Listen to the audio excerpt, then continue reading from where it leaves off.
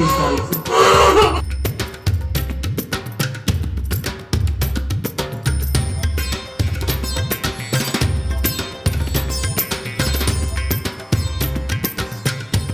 हर हर महादेव। आज मैं आपको 9 ऐसे कारण बताने वाला हूं जिसमें कि आप यदि कोई भी व्यक्ति जो पूजा पाठ करता है और पूजा पाठ करने के बाद उसके शरीर के अंदर नेगेटिविटी आ जाती है, ठीक है। तो बहुत सारे ऐसे मैंने साधक देखे हैं जो अपनी साधनाएं जब शुरू करते हैं तो उनके अंदर नेगेटिविटी का प्रवेश हो जाता है। तो कौन से होते हैं वो 9 कारण जिसकी वजह से किसी भी व्यक्ति को भगवान की पूजा करने के बावजूद भी भूत प्रेत जिन जिन्नात की समस्या आने लग जाती है, ठीक है।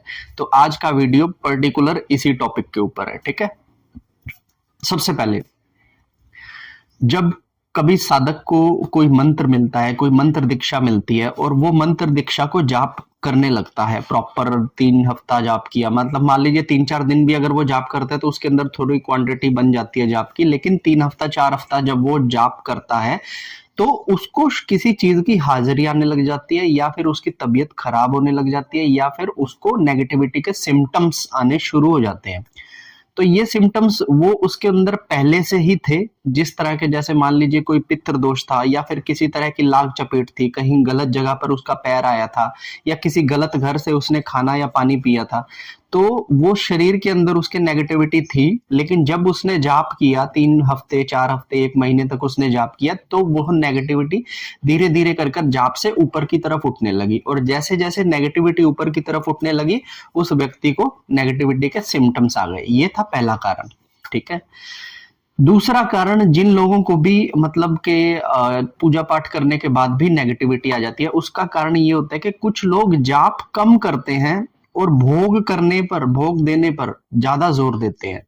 अब आपको एक चीज समझनी चाहिए कि आप जब भी भोग से ईश्वर को बुलाओगे तो हो सकता है कि नेगेटिविटी आ जाए, लेकिन जब आप जाप से ईश्वर को बुलाओगे तो ईश्वर ही आएगा, इस चीज की पूरी गारंटी होती है। लेकिन मैक्सिमम लोग क्या करते हैं कि अभी तक उसने उस मंत्र को पढ़ा नहीं था, अब वो क्या करता है कि प्रतिदिन वो मंत्र पढ़ता है, रात को या शाम को भोग दे देता है, सुबह उठ के फिर भोग दे देता है। तो भोग ज्यादा हो रहे हैं, जाप कम हो रहा है। 11 माला 21 माला जाप करने के बाद ही वो भोग दे देता है, हालांकि 11 माला और 21 माला से कुछ भी नहीं होता है, ठीक है ना।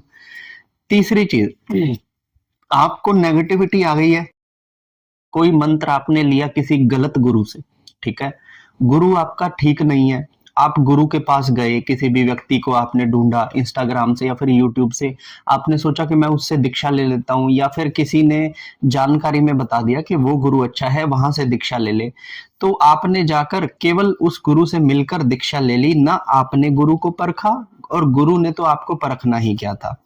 हुआ ये कि जब उसने आपको कोई मंत्र करने को दिया तो उसने अपनी ही नेगेटिविटी आपके ऊपर छोड़ दी, ताकि आपकी तबीयत खराब हो जाए और उस गुरु की अच्छी खासी कमाई हो। तो मैक्सिमम आज के समय में जो लोग गुरु दीक्षाएं दे रहे हैं वो अपने ही साधकों की ऊपर नेगेटिविटी को छोड़ देते हैं, जिससे कि उसके साधक बीमार हो जाता है और उसको लगता है कि मुझे नेगेटिविटी का इशू है, मेरे गुरु ने निकाल कर बताया है, और फिर वो लोग जाकर उस गुरु से अपना इलाज करवाते हैं, जिसमें वो ढेरों पैसा अपने गुरु को वैसे ही दे देते हैं, ठीक है। चौथी चीज, आपको यदि पितृ दोष की समस्या आपकी कुंडली में है या आपके घर के अंदर पितृ दोष की समस्या है, तो जब भी आप अधिक पूजा पाठ करेंगे तो जो पितृ है वो आपके सराउंडिंग्स में आकर खड़े हो जाएंगे। कभी तो वो आपकी पावर को छीन लेंगे, कभी आपकी मंत्र ऊर्जा को कम कर देंगे, या फिर नाइटफॉल जैसी समस्याओं से आपकी पावर को हमेशा सूक्ष्म करते रहेंगे। ईश्वर के दर्शन आपको नहीं होने देंगे। आपके सराउंडिंग्स में जब भी पूजा करोगे तो माहौल अच्छा बनेगा, लेकिन कुछ देर के बाद आपका माहौल को खत्म कर दिया जाएगा। ये काम जो होते हैं वो पितृ करते हैं, क्योंकि जब तक उनका दोष समाप्त नहीं हुआ तब तक ये समस्या आपको आती रहेगी, ठीक है।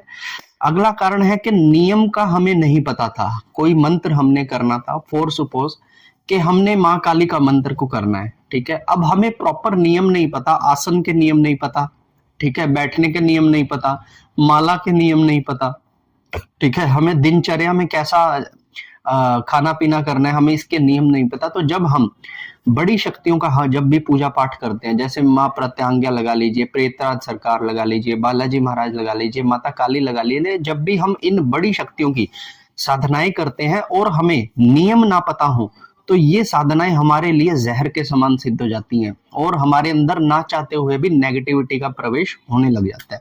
ठीक है, मान लीजिए कि अब आपने साधना को शुरू किया, अगला कारण मैं आप लोगों को बता रहा हूं। ठीक है, मान लीजिए कि आपने साधना को शुरू किया है और शत्रु जो पहले से ही आपके ऊपर नेगेटिविटी को छोड़ता था, उस शत्रु को इसके बारे में पता लग गया है।